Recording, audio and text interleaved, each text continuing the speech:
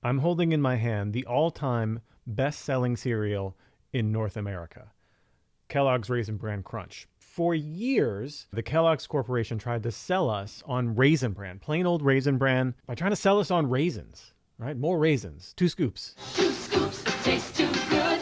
Throw yourself away.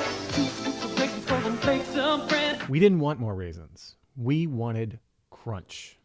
We want crunch in our cereal. We want crunch in our piano playing. How do we get crunch in our piano playing? What does that look like? Well, it looks like this. And this.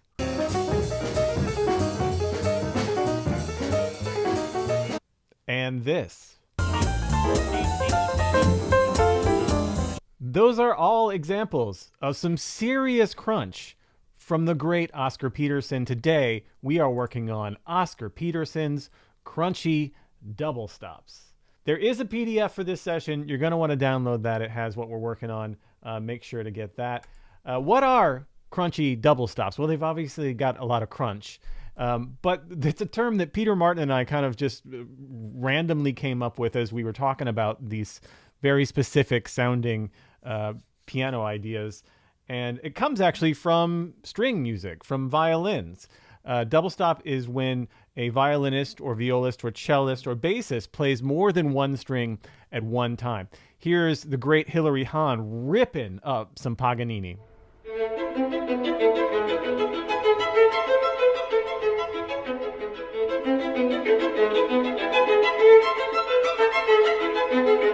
So there, Hilary Hahn is just alternating that single note with those double stops. It gets very, very crunchy when you do that. We can do this on the piano. Today, we are going to work on a little section from Easy Does It, from Oscar Peterson's famous Night Train album. Night Train is like a double stops masterclass, by the way. It's a crunchy double. The whole album is full of crunchy double stops. So we are going to be learning this phrase, this one little 2-bar phrase from Easy Does It from Night Train. Check it out. Let's listen again. Let's listen again. You have to listen to it again and again. One more time.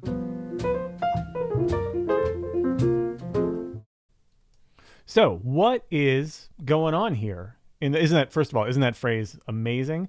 Hit that like button or the subscribe button, or both if this is your first time here, if you're digging this kind of practice.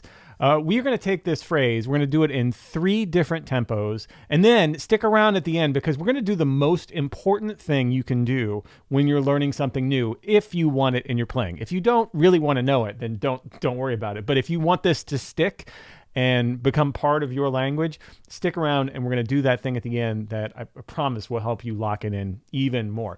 So what's happening here? Why is this Oscar Peterson signature sound? Well, obviously he plays this kind of sound a lot, but what is going on with this sound? What's going on with the crunchy double stop? And I'll argue what's going on actually right in front of the crunchy double stop. So here we have a 2-5-1 in the key of F, right? And this is like a dominant 2, a G7, the 2 dominant, to the 5, the C7, and the 1. But notice what OP plays here. He doesn't play anything that outlines those changes. It's all F, right? That's just 1-5-1 in F, and then down, right? That literally just swiping down what you might call the F blues scale. And then he's surrounding with a double stop here, like implying a B flat, like the 4 chord, to the 1 chord. And then he's turning on that 1 chord, on that F. That's the important part. You know what I mean? There's where it is. That's the sound. Do this with me here. Just the last beat of the first bar and the first beat of the second bar. That's where the sound is. So the whole thing, it makes us sound like that crunchy double stop Oscar Peterson sound. It's so sweet. And I was searching all morning for the best example of this, and I think this little 2-bar phrase, it's so perfectly encapsulates what we love about, at least what I love about Oscar Peterson's crunchy playing here. So let's give it a shot. We're going to do 3 different tempos and then stick around. We're going to lock it in with this one technique. That alone, I think, is worth the price of admission, if I do say so myself. We're going to start slowly, 75 beats per minute. We'll do this a few times and then we'll bump it up. Practice with me here. Get to your piano and let's do it. So I'm just going to do it single-handed, and it's actually a little bit difficult this slow because you kind of have to play all the rhythms, you know, as closely as you can. As we increase the tempo, it's going to feel a little bit easier to do. So let's try it here. 1, 2, 3, and All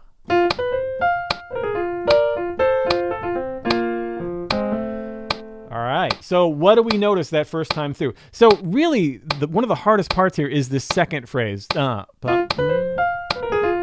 Like, it feels like it might be on, you want that to be on beat 3, this little swipe down. And it is just a swipe down with our hand. You can put your hand, your 4th finger on that C flat and just turn your wrist. But there's this little delay. Let's try it again. 2, 3, and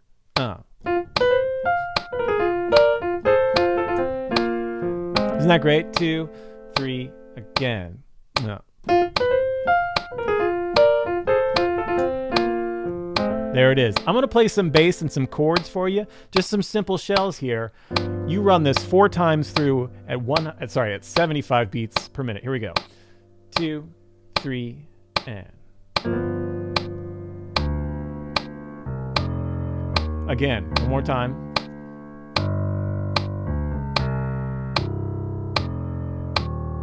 Twice more.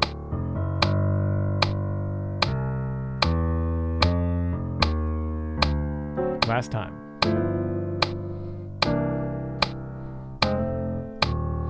And again, isn't it fascinating that he's not outlining the chord changes at all? It's all just F. This is a characteristic of Oscar Peterson that you see all over the place, really. Okay, let's take the tempo up just a little bit, 87 beats per minute. Let's hear what that sounds like. Let's try it right here. 2, 3, 4, How great is that? 1, 2, 3, again. I mean, it just feels so great in the hand. So I have my thumb here on the F pretty much the whole time until we get to the second bar. And then my thumb goes down to the C down here so that I can really roll, right? And then my thumb goes back down to F. So really your thumb stays on F for that whole first measure, and then for the first 2 beats of the second measure goes down to C, and then down to F for the second 2 beats of the second measure. That's really just 3 positions. Try it. Let's do 4 times here at 87 beats per minute. 2, 3, and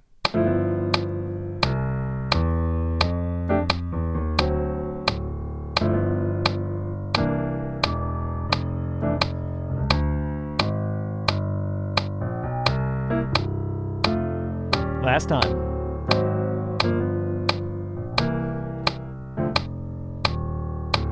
Isn't that incredible? Okay, let's take it up one more tempo here. This will be close to the original tempo, 100 beats per minute. This is actually, even though this is the fastest tempo, for a lot of you, I know for me, this tempo feels the easiest to play because there's just a little bounce that can happen. Keep our wrists nice and relaxed. Let's try it here. 2, 3, 4,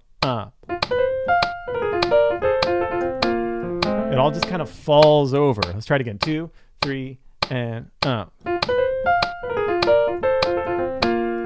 So great. Again, 2, 3, and Again, 1, 2, 3, and Let's do 8 times. 8 times of this last tempo, 100 beats per minute. 1, 2, 3, and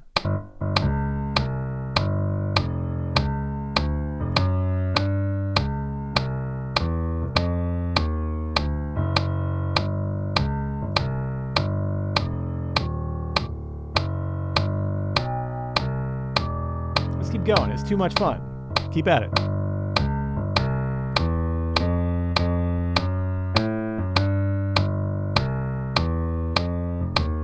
Just vamping it.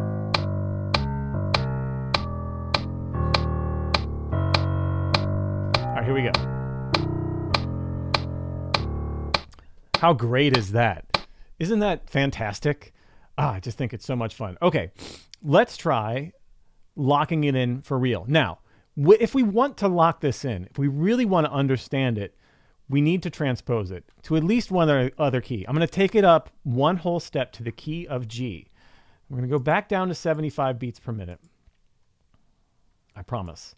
75 beats per minute, key of G. So I just want you to know that when your teachers, right, tell you take things through all 12 keys, it's not necessarily so that you know it in all 12 keys. When you transpose it, when you have to figure it out, when you have to see how it feels in a different key on your instrument, it helps you lock it in the original key. So you have now this concept in really locked in both keys, but really you're just locking in what are the spatial relationships between the intervals? Like how is this intervallically related to what was happening before? Not only that, but now you're doing some really good work on your musicianship in general. So there's actually nothing ever better to do than learn something and take it in another key, transpose it, which is what we're going to do. So here's where we lock it in.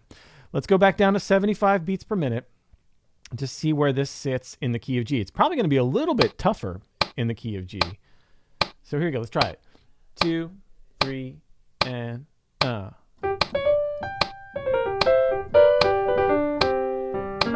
feels good. Again, 2, 3, and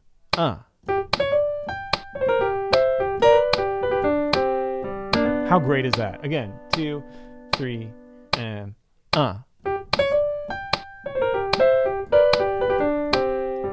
What a genius. Again, 2, 3, and so.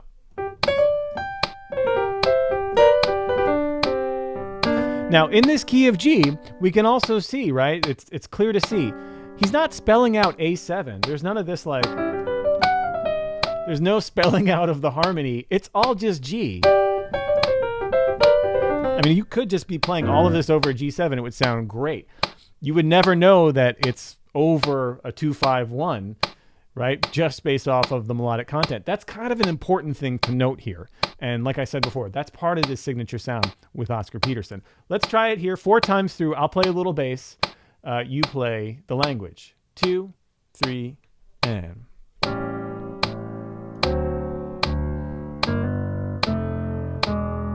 Three more times.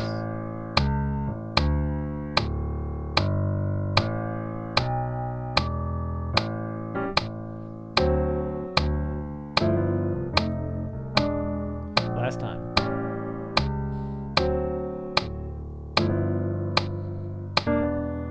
All right, let's take it up another tempo, just gradually taking it up 87 beats per minute. Like I said, this is an important part of this process, right? Locking this in another key. Let's try it here. Just play it through once, 2, 3, 4, And again, it's the same positioning as F. The whole first measure, my thumb is on G. The first 2 beats of the second measure, my thumb is on D. That way we can turn. Actually, it's more like the end of the first measure. Shift down to the thumb on D there. And then that last part, my thumb goes down to this low G. So it's really these 3 positions. Let's try it here. 87, 2, 3, and So great. Again, 2, 3, and.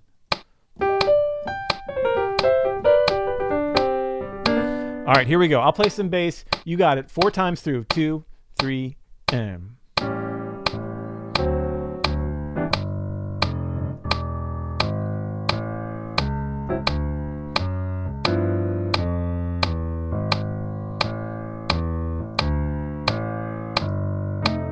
Last time.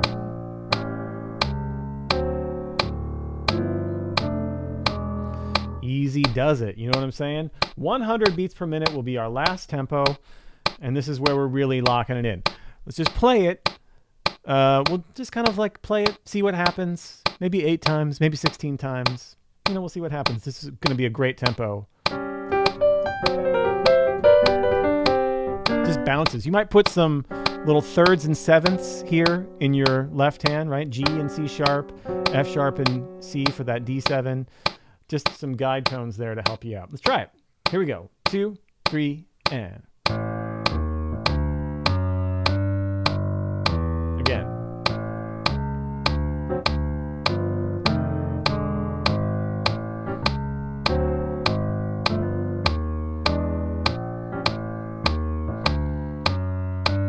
Let's do it again. Have fun with it.